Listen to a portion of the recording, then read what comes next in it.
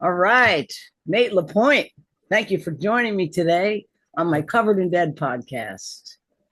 Hey, Denise. This is so exciting because, well, we've been in this Grateful Dead family playing music a long time.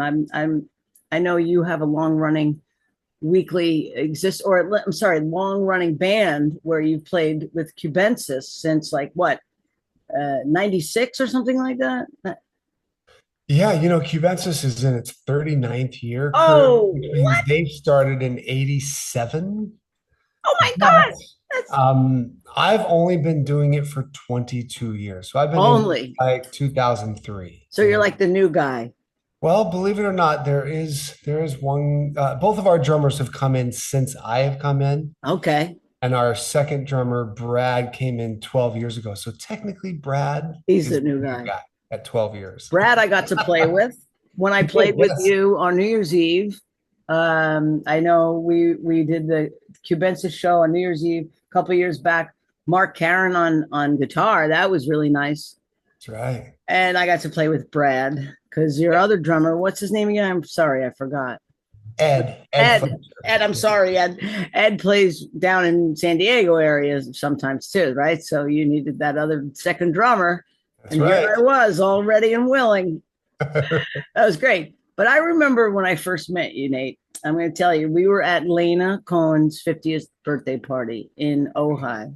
And you were playing, you're doing the Bobby parts, basically, but I saw you flesh out into some other areas. But you finished playing and I had to stop you. And I was like, I've never met you before. I've never heard of you before, but I love you because you are just so good. You are so good.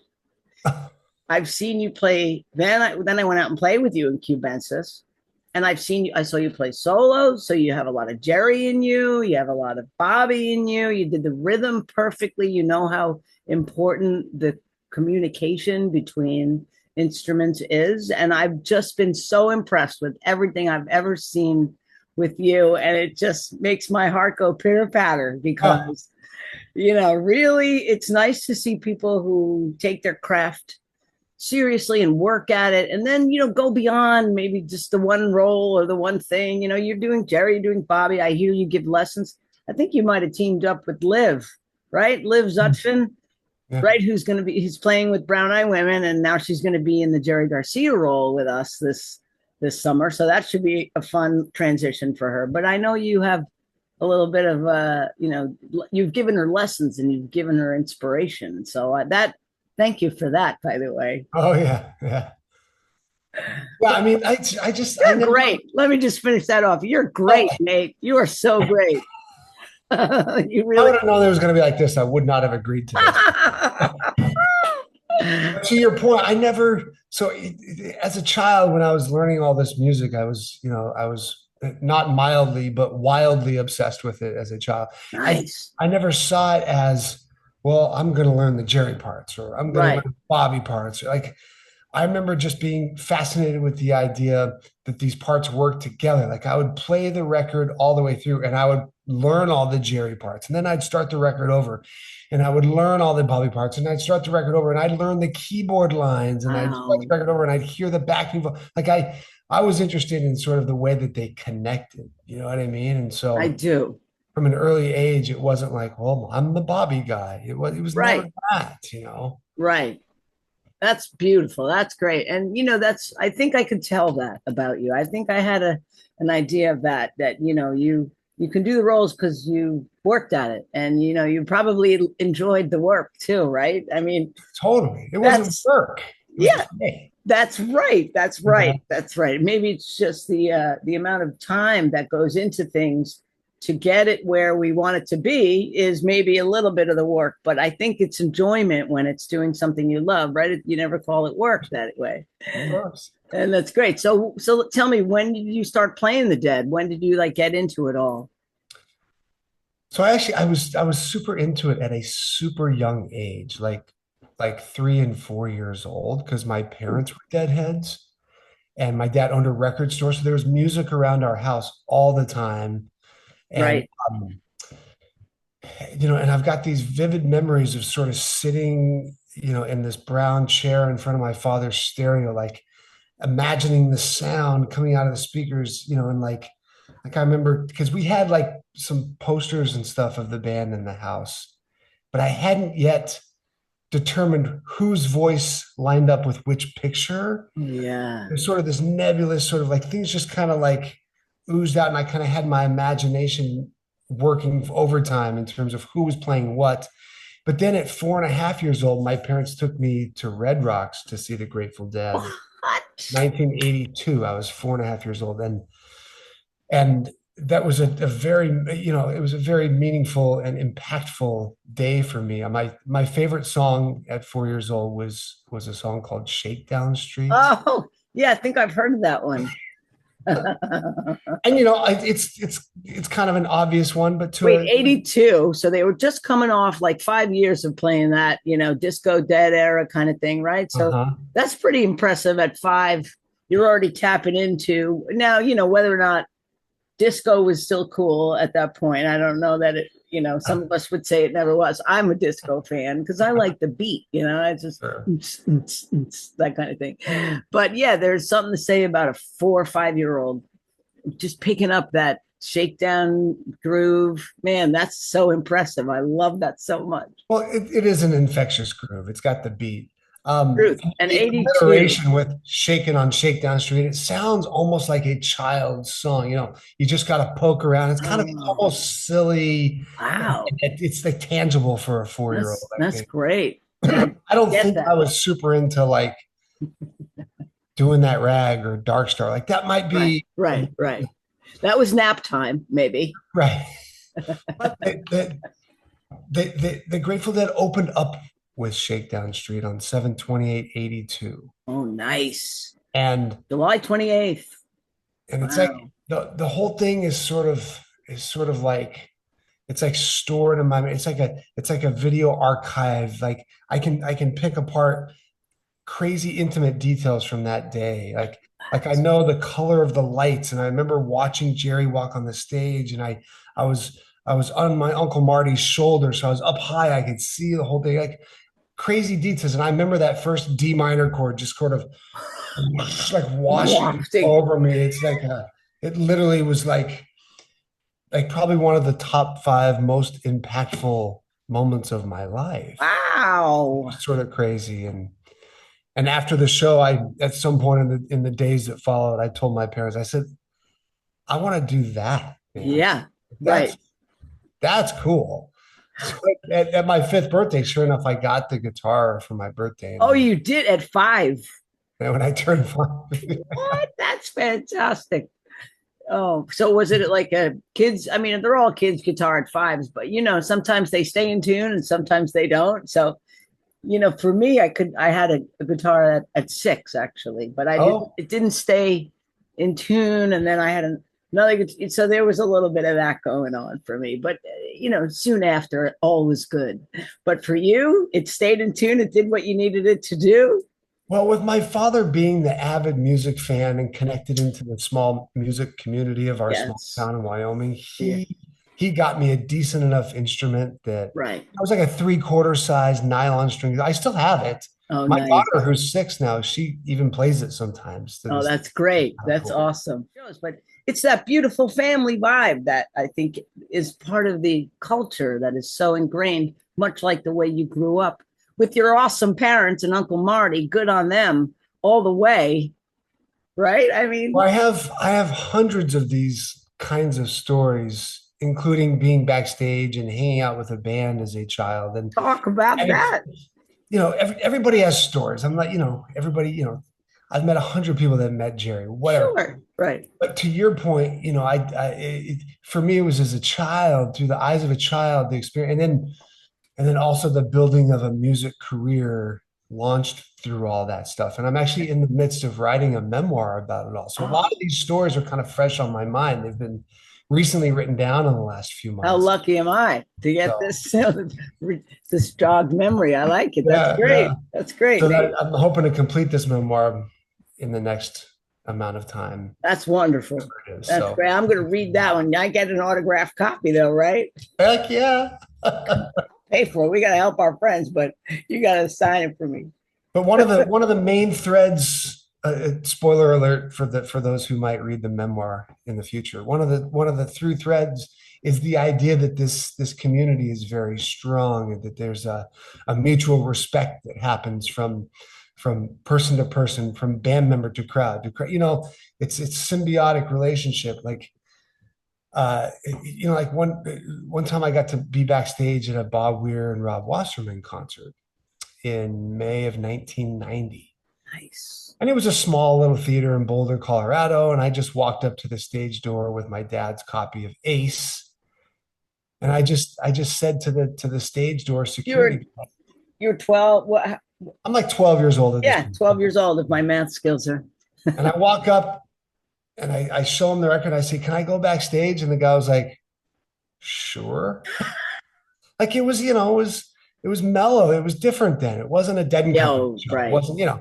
right. So he just let me back, and Bob and Rob are just starting dinner post show, and it's supposed to be their quiet time. And instead of eating, like, Weir put the Chinese food container down, and he said, "What you got there, kid?" And like he saw my album, and like he Yeah. signed it for me, and Oh, and he took my probably silly questions at the time, but they were important to me, about his guitar and how he played. Like, he took them very seriously, and he answered them with great thought and care. And at one point he even said, "Where are your parents?" And I said, "Well, they're still sitting out there in the audience, they're waiting for me." And he said, "Well, go get them and bring them back here." I said, "All right." So I did. I went back God. to the audience and I got him, and I said, "Hey, Bobby asked if you would come back to the backstage." Right. So they came with me, and we probably hung out there 30 or 40 minutes. My dad was Oh, an avid mountain biker, and Bob Weir was in his mountain biking phase at the oh, time. yeah. Nice. We talked about Wow. mountain biking and music, and um, Wow. That's and so just cool. that spirit that, like, he showed a young kid the respect that Yeah. he didn't have to at the time. I Right. was treated as an equal, and that I carry with me to this day. And if so, I don't know, how does it feel when somebody comes up to you at one of your shows and says, "Man, it's so nice to meet you. You sounded so great tonight. How do you Yeah. feel?" Yeah. I mean, it's thrilling. It is, but there's also the fact that a child or 12-year-old, I should say, 12-year-olds coming over that makes my heart skip a beat right there. That's some good stuff on Bobby's part, by the way, but good on you for having that moment and that memory in your existence. That's, man, that's a fortunate 12-year-old right there. I guarantee nobody's ever come up to you, Denise, and said, "It's so great to see you. You sounded so great tonight," and they didn't mean it. Oh, Every single well, time they've done it, they've meant it, because they right. don't have to do that. And I think that the Grateful Dead recognized that as well. Like, there was no way I was going to be backstage asking any questions if I wasn't absolutely 100% invested in the answers. Right, And I right. think Weir saw that. He's like, "The kid's interested. I'm going to put down the fried rice and answer his questions and treat him like a human being." And that goes a long way. That's so much. So That's so great, Nate. What a great story that is. Wow. So now you're 12. You've met Bobby. You've been at Red Rocks at 4.5. You've got quite a. So how many Dead shows did you see? Do you know the number? I do, only because I counted them recently for this memoir. I like this. I hadn't counted it before, but Grateful Dead shows with Jerry was 35. Right. That was between the ages of 4.5 and 17 when Garcia passed. So Yeah. Wow. Yeah. super fortunate to see that many at a young That's age, great. you know. I mean, and he grew up with it. That's just you grew up with it. I didn't get on the bus until, well, it was about 18 or so, when a friend of mine started playing the Dead, and it was audience recorded on the boombox, like and it was more about like, "Yo, where's the weed?" I didn't hear the music. I heard the conversation, so I was like, "Turn this off. Just turn this off, please." And he kept trying. He kept trying. I think we got American Beauty, and I was like, "Oh, I get it now." Yeah. It was like perfectly, yeah, maybe a little snobby on my part. I wanted to hear the music, not the talking, not the crowd noise. Maybe whoever taped that show was sitting next to somebody like me. No, I'm kidding. Sitting next to somebody who was talking. But the fact is, when I heard the harmonies and the melodies and the rhythms, done. I was done. That was it. I was clear, and then you give me double drums at a show, and I'm just like, Right? oh, I get it now, And I was very fortunate to grow up on Long Island where the Zen Tricksters were playing at the time. They were the Volunteers, so I'm learning from Jeff Mattson and Tom Sircosta and Rob Baracco. I had Lee Finkelstein on the drums before it was Dave Diamond, but there is a crew in that band that is just Cliff Black on the bass. These are some talented folks, and these are the guys that I kind of learned from. Like it's every week. I went to 100 or about 90 shows from Okay. 89 to 95 because I was like, oh, there's 9 shows at MSG. I could do all those, Let's go. Let's go. So, so I, could bank a lot of shows that way. But you loved the learning process, much like you were saying earlier. It was so joyful for me to like figure out how to play a song on drums, or even still on drums or on guitar or whatever it is I'm playing, mostly drums. But it's just this like quest to get it, like that excitement to like, how they do that. Oh my God, that's great. So yeah, that's been a lot of my whole life. And even still, just seeing, DSO last weekend with Jeff and Rob, who I grew up kind of learning from, and it was like, wow, this is still, I got, if only, where's my pen and paper? You know what I mean? It's like I'm making mental notes about Viola Lee or, these things. And I'm like, oh, I got to do that. And I think that's part of the excitement in the community that people are still learning from each other. I mean, in the world, sure, but I mean, in the Grateful Dead world, I'm always getting that, like, oh, we never played it like that, or some dead guy in another band who's coming up to me in the Dead Beats or Brown. We never. Oh, where'd you get that version from? And that's the conversation. That's nice because sure, we could do it, authentically to that whatever 82 shakedown at Red Rocks. You could do it that way, or you can kind of like get what you've learned in all the years of them playing it and then kind of have it morph into what we're doing. I think that's a little bit of where my own interpretation is allowed. But learning still where it came from is still important. So I understand the evolution of, say, Birdsong or, whatever that 78 double time, what is it, Tennessee Jet. Oh man, I just love it when they'll do stuff like that, just changing it for a hot minute. The evolution of things. It's part of the beauty of the 30 years of the Grateful Dead and why I have a radio show, why I have a podcast. And yeah, Bobby, just another 30 years. It blows my mind that he did it a whole nother 30, and I think we're all pretty fortunate to have had that. And him, holding the torch. I want to be in that family that helps the music continue on. I believe in it. I love it. What the culture and the family in all these years has done for my heart and soul and my life. And like you said, it's become even like your profession to somewhat, like you've been in, how many Dead bands are you in and over your life, and how many different shows have we played, that kind of thing. It's very much a part of us. And, I'm very grateful for that all the ways.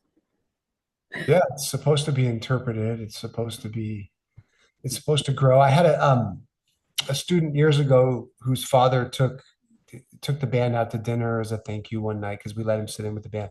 Anyways, he said to us at dinner, he said, "Do you guys ever have just like a clunker, like a terrible song or a terrible show or whatever?" And I said, "Well, honestly, not really." Oh, my He said, goodness. well, why? And I said, well, because the Grateful Dead ironed out all those wrinkles for us. Mm, They started with the version of the song that went this way, and then they said, well, let's tweak the arrangement and try it this way. And eventually, by the time it got into whatever the 70s or 80s, those songs were sort of like they were on a silver platter, sort of handed to us. right. Like here's the arrangement that works. Like, go ahead and mess with it, but we already made all the real mistakes. Yeah. You know what I mean? Like, Yeah. and I think that's kind of an interesting thing. Like if you listen Wow. to Yes. Greatest Story Ever Told, like that thing is pretty raw. back in the day. Like Yeah, it right. doesn't really Dun, work dun, dun, great. dun, dun, dun, dun, You dun, know, dun, dun. there's Fills the the truck. melody and there's the lyrics and there's kind of that groove, but it's a little too fast and there's not the playful interludes and there's not the you know, like all those Right, things came over time. And it's right, now we can just say, hey, let's do greatest story, and we kind of all know what to do with it. right, right, Are we right. going to extend the jam, or are we That's going to keep great. it tight like the 1989 version? And that's the only conversation we have to have, you know, Right, right, which right. I think is kind of cool. And then there's, you know, a moment ago you mentioned the rhythm of it. Yes. That's, I'd have to say, I kind of consciously and subconsciously latched onto that really young. Like I remember, again, this is a story that's been refreshed in my mind having been writing this memoir. How But lucky are we? yeah, but I'll never forget. I was at Greek 88, Greek Theater in Berkeley in 1988, July of 88. And we had met some nice people from Marin who took a liking to me and my fascination and obsession with the Grateful Dead. And my parents wanted to be up in the seats, but I wanted to be in the front row. And so the Marin folks Right. said, well, he can just come with us and we'll walk him back up here after the show and connect. All is good. You know, it's the 80s. It's a different Yeah, time. you could do that. And so, sure enough, I got to spend those three concerts down in the front row. And I even have a picture. I wish I had it. I should have gotten it out. I don't have it in front of me right now. But because I had a little camera, I took a picture from right in the front row. And it's like you can see both Bobby and Jerry in my view. Wow. Just a little left of Bobby, but you could, if I turn my head to the right a little bit, I can see both of them. Oh man. And I'll never forget Love that. looking up and seeing that both of their right hands were moving in sync. They were moving at the exact same motor, the exact same speed, right? Yeah. I'm looking up going, they're both doing the same thing, but different sounds are coming out of it. Yeah. And that was kind of my first time saying, well, something is connecting these guys. Like something else is like they're locked into this other thing that, you know, Yeah. this isn't a random occurrence. Right. This thing has been sort of planned out and mapped out for a long time. Yeah. And I don't think it's possible for the, how many people does that place hold? 10,000 people at the Greek, Yeah. 8,000. I'm not exactly sure. Like you don't get 8,000 people dancing by randomly striking notes. It's like they're connected to the rhythm Right. section. This everybody's the rhythm Rhythm. section. Like it's not just Billy Kreutzmann's job to keep time. Yeah. Everybody's job to keep time. That's funny you said that because somebody was saying something about me hitting one and I just hit on the one. I'm like, well, but I know where the time is. What why don't you just worry about the time? You know, let me do what I do and I'm not gonna hit the one every time, you know. Like, It's so very plotty if you were to do just that. so Or it if I keeps were to you do that, right? wait, what did you say? What? It sounds very, is the word plotty? Like it's plotty, like 1, 2, 3, 4, 1. It's two. Yeah. It doesn't have that lightness, that If playful energy that the it, Grateful Dead yeah. music has. But even if you're just crashing you know, like, and then you have to keep someone else's eight, you know, or you keep their time, I should say, you know, their eight count or what. I don't know that that's ever been an appealing role as much as like it's necessary because sometimes you have to do that as a band member to let people know if we're in a spacey jam or whatever it is, and you got to kind of like you can land that so that people know where we are. That's helpful. I get it, but you know, That's just a I kind of beat. think it's That's everybody. just a marker, Yeah, right. It's a marker. Right. communication. Yeah, It's amazing the subtle, no words that are said, but so much has been communicated, you know, through the music or I think maybe it's crashing there or whatever it is, or the boom, you know, and I know we're going into this. So, you know, I, I think that's part of the intelligence behind the Grateful Dead music. I think it's other bands are doing it too. I'm not going to say that it's not, you know, it's not out there, but I think that kind of communication around the rhythm, around the harmonies or the, you know, highlighting the melody or coming together and then going, you know, out a little bit, you know, those things just all Grateful Dead. I see that all the time. I don't know that Well, I'm sure there's millions of other bands or a lot of other bands doing it, but I don't know that we ever talk about those sorts of things as much as I do, like with the Dead. Like, well, you hit that, you know, 9, 10, 1, you got, and like, I don't know, maybe it's just because I'm not playing other bands' music as much, but there was a drop beat and a Beatles song here and there, and there was something, but the intelligence in the Grateful Dead music is what I'm alluding to here, or I'm basically coming out loud and proud about. It's very much so an intelligent music, even if it's a 1-4-5, a 3-chord song. There's always something. You give a Viola Lee with the hanging on the one, you land on the one, whatever. There's just something really interesting about the music and where it goes and how to support it, Yeah. and how to lead it, how to not lead it, how to let someone else lead it. That's intelligent, I think. I mean, jazz has that in a nutshell. We know this, but it's really you got to be on your toes. You got to be on your toes, and you got to be listening, I think, too, right, to your folks on stage there. Of course. And much like you said with Bobby and Jerry's hands strumming together, there is that rhythm, that collective rhythm. Absolutely. You look out in the crowd and you see folks dancing. That's the end result right there. That's what it is. It's the best result ever. It's Oh, that's great. uh yeah, if you're playing in a pop, I don't know, let's say you're in a top 40 cover band or tribute, whatever. Sure. Like you're playing to a click track and tracks. Like a lot of times you'll have maybe a horn or a keyboard part that you don't have in the band on a backing track. Yeah. And I think that as awesome as it is to be able to recreate a record in a live format, I think that's commendable and I value that a lot. I think what you're getting at is that the Grateful Dead music doesn't behave that way. It doesn't rely upon that. In fact, it probably thrives on the fact that there aren't those predetermined notions, right? It's like this thing has a structure and a shape and an idea. It's a being, but this song is a living and breathing being. Breathing. It's a Absolutely. creature that expands and contracts and accelerates and decelerates. Like Yeah. you talked about Viola Lee a couple minutes ago. Like that jam, Oof. it can be anything you want it to be, and it can be as short or as long, and it can be as loud or as soft as Yeah.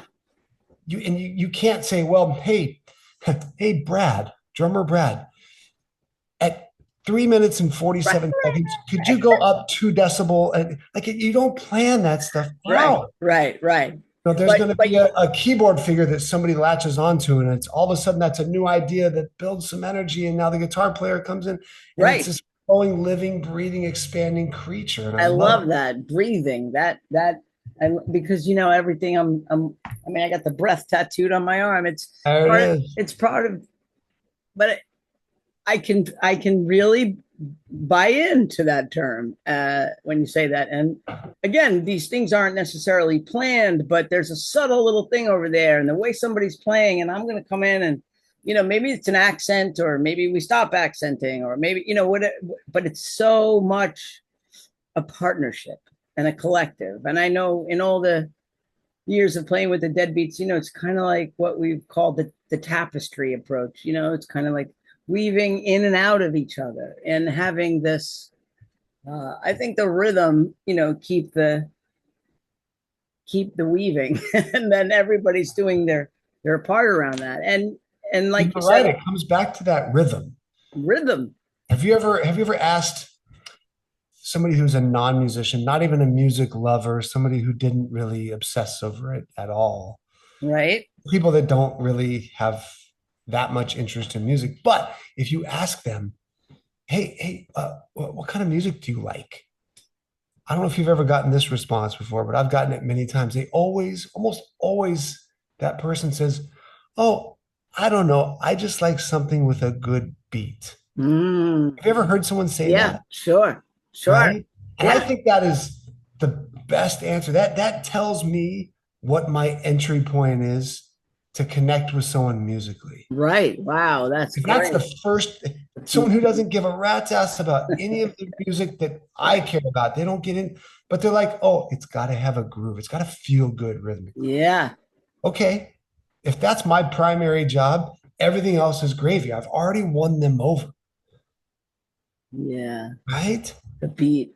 Yeah, I mean, I think about that's the probably the thing like my parents, right? When I my parents, the Perants, I say my name Perant, right? So I have to make that joke. But my parents, the Perants, were very supportive of me playing drums in the house growing up. Also guitar, but I did drums and it just took off. That was it. I was like, oh my God, I love this. Awesome. And I know. And the beat in the house was all they heard. Maybe I had headphones on or whatever it was, but my mother, I'd come out, she'd be like dusting around the house or doing whatever she was doing, and she'd be like dancing around to my beat, and like she'd come out, she'd be like, "Oh, it's so much fun," That's so and I sweet. mean, I know, I'm telling you, it is, and she still does, by the way. But there's video of kind of like my first band performance. I think it was in front of my house. It was a block party, and nobody really knew the songs. It wasn't dead. I mean,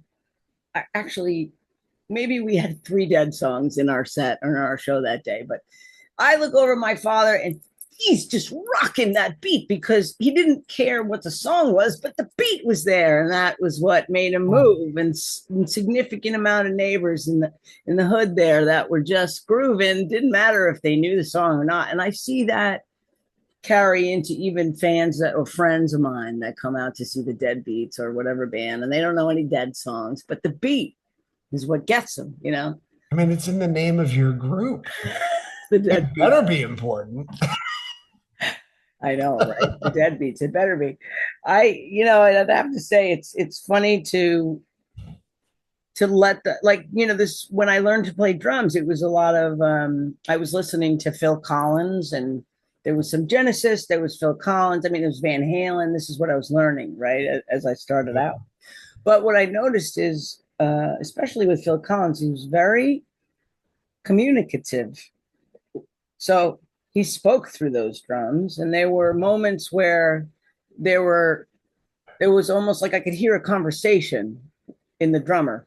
And then you get into the Dead, went into the Beatles, a little bit of that, and then the Dead and stuff. And there was just a whole lot of conversation rhythmic, in this rhythmic sense that was so much a color of the way they played. You look at songs like Fire in the Mountain or whatever, where they're it's like drum parts or Samson, where it's very much like it's talking. The drums are talking, and it's a part. It's a designated section almost, right? Yeah. Whereas some are just kick, snare, hi hat, and that's fine too. It really is important to play minimal. I will say I'm still learning how to play less at my age. I'm still learning. Less Not is more.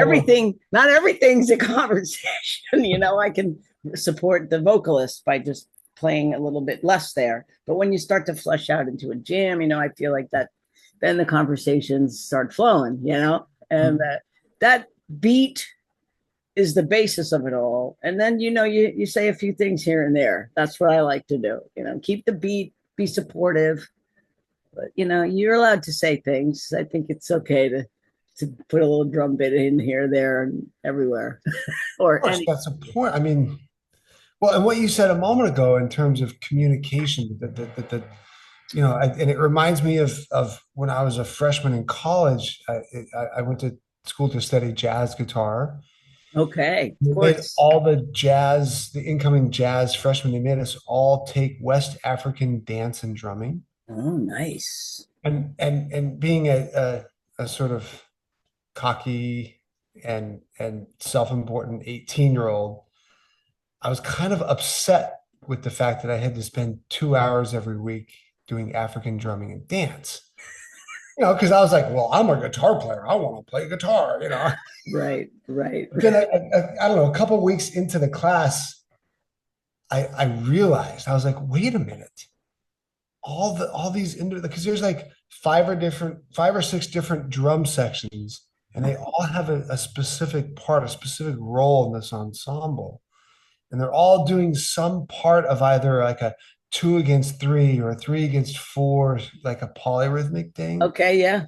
they might be holding down the three side and they might be holding down the Love that. two side. Yeah. And then there's a master drum that is played by the leader of the ensemble, and he'll play a call like a do do goo goo ga, and that cues the band, the ensemble, to shift to another section of the Oh, piece. Right? yes. Right. And Just these like, sections can go on as long as they want, just like a Grateful Dead song. And it's all of a sudden, I'll never forget I was playing the Kidi, Kidi, Kidi drum, which is kind of like if you've got the beat, you go, dig it, Kidi, Kidi, oh, Kidi, the nice. offbeat kind of a Yeah. syncopated thing. Yeah. And I Okay. remember playing that drum and watching the dancers in the middle of the room and their feet and the way that they would clap. And I was like, wait a minute, we're playing the other one right now.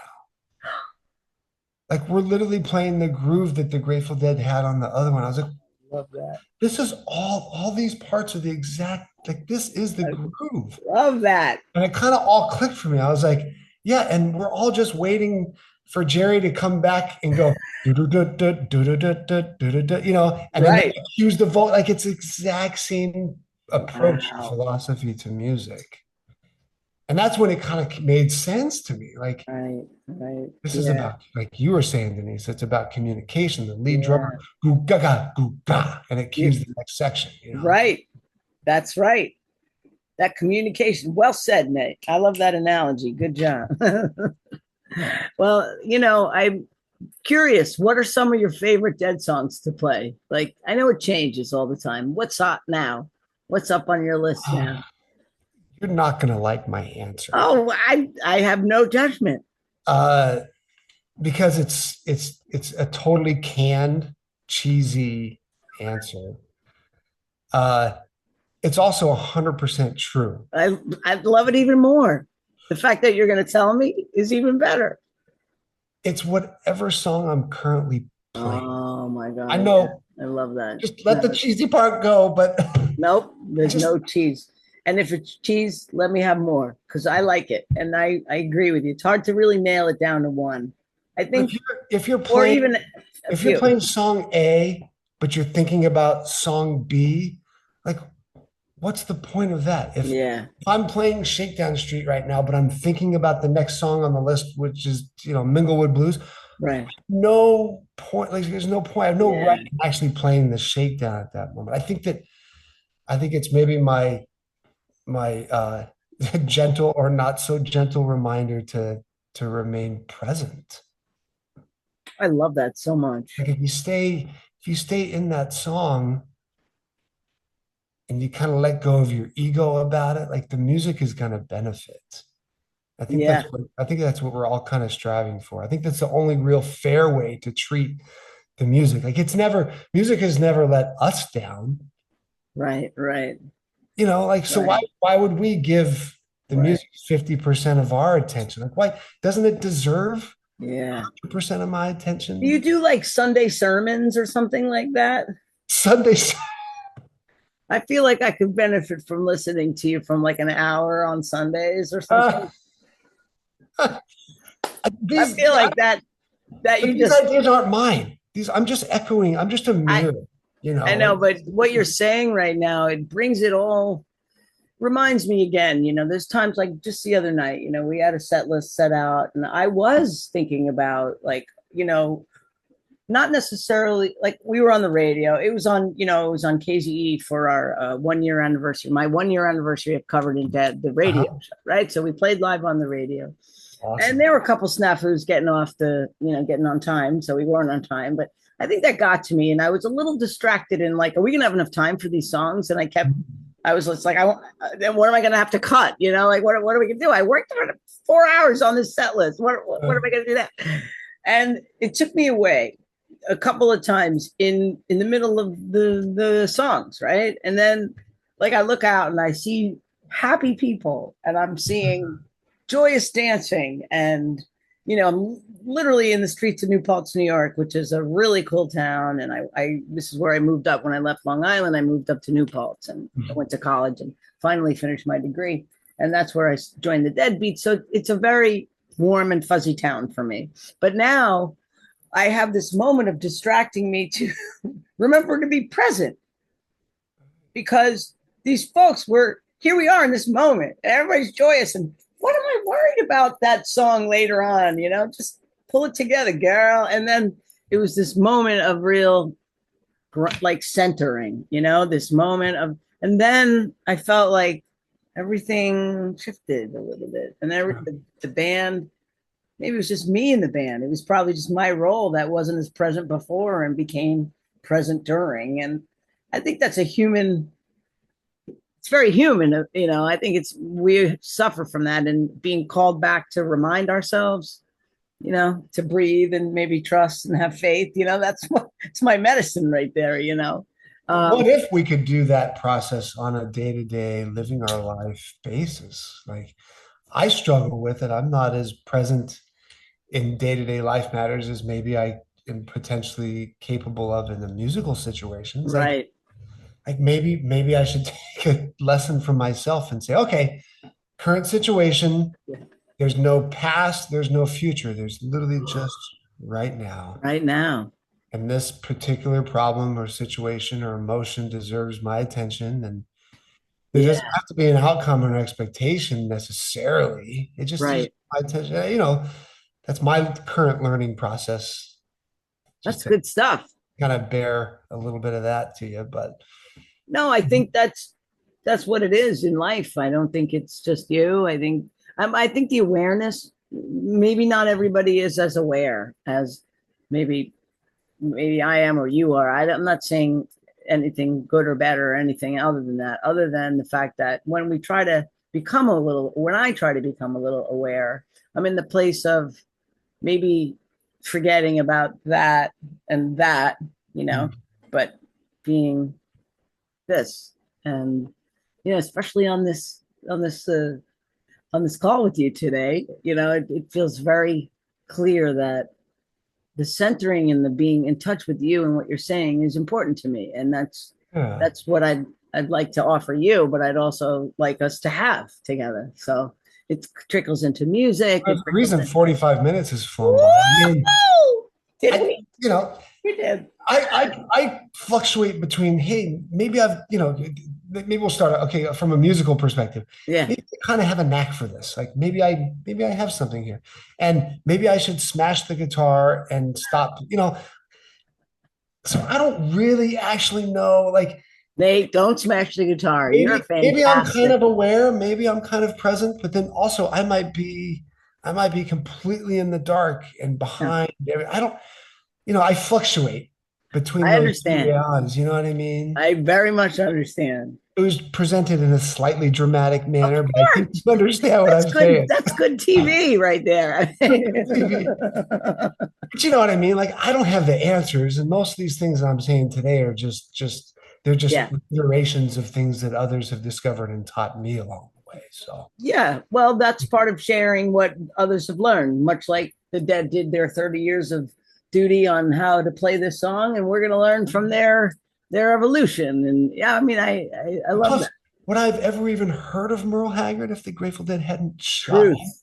played Mama Tried and taught me? I mean, like Truth. they covered It's All Over Now, the Rolling Stones, and Bobby Womack's song. Yeah. And that's how I learned who Bobby Womack was and eventually got to play for Bobby Womack for What? 10 years because That's the so Grateful cool. Dead said, hey, here's a cover song that's really cool. Right. And then And you played with Bobby Womack for 10 years. Is that what you said? I did. I got to be Bobby's guitar player for 10 years. That's right. Wow, that's fantastic. Played his last show and was really lucky to be traveling the world with him and part of that group of older, very experienced musicians and me, Yes. a young white guy for many years. That's great, I Nate. was super lucky. So Wow, that's that's the fantastic. gift that the Grateful Dead gave us was Right. teaching us those things. And I'm just an echo chamber for that stuff, really. Well, I'm picking up what you're putting down, brother. I'll say that. That's for Do you sure. have any gigs coming up? Are you playing this weekend, 4th of July Playing weekend? today and I'm playing tomorrow. Today it's going to be 100 degrees outside Oh, in that's New what you're York, saying. Yeah. and I'm going to be melting, I'm sure. We're going to be outside on the streets of Red Hook, uh, New York, and then, which is about 40, maybe 30 minutes from me here in Woodstock. I'll go over the Hudson River, which is always a nice I enjoy going over the bridges and just getting a sense of, you know, how everything looks from a bridge perspective. So Yeah. I get that bridge view on the way there. And then tomorrow we're going to play a nice little festival up in Canada Lake, which is about 2 hours north of me here in Woodstock. Oh, That'll be okay. fun. Is that Uh, deadbeat as well? Dead beats both shows this weekend. How about yourself? What are you doing? I'm off today, but Cubensis plays a private party on the 4th of July, and then we're Okay, going to be in Orange County and Newport on Sunday. nice. Good on Outdoors by you. the beach. It's just Oh, beautiful. All ages, it's cool. that's great. That's great. By the beach. Yeah, well, I hope there's another time for us to play together. I enjoyed myself playing with you a lot, I sure hope so as no well. doubt. Yeah. And I'm thanking you so much for this. I thank you for taking the time to chat with me Oh, today. I yeah. know I just really enjoy, hearing about other folks that we've had a nice couple connections in our short time of knowing each other, but where you are in the dead world, I'm impressed. I'm always like, man, this guy's incredible. So I'm glad you took the time so I could get to know you a little more today. And, I think our viewers will like everything that you said because I'm loving that, Nate. It's really good stuff. And we'll have to have a part two to hear about more things. Maybe when your memoir comes out, we can get back Yeah. together and do I some would love promo that. for you that way. Yeah, I'll great. let you know and I'll send you an advance copy so I love it. you can That's awesome. but It's thank you so great. much for having me. It was really fun and I appreciate you, Nate.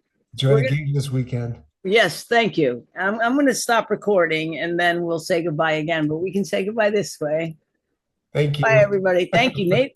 Nathaniel LaPointe, Cubensis, and numerous other things. Who else are you playing with? Just tell me a couple folks right now besides Cubensis. Yeah, I've got an original band with some buddies called Barley, Yes. Brley. We play mostly local, but we have a few records out if you want to check them out on Spotify. Yes. And then just freelance That's stuff. great. We're And songwriters and other Grateful Dead bands. So wonderful.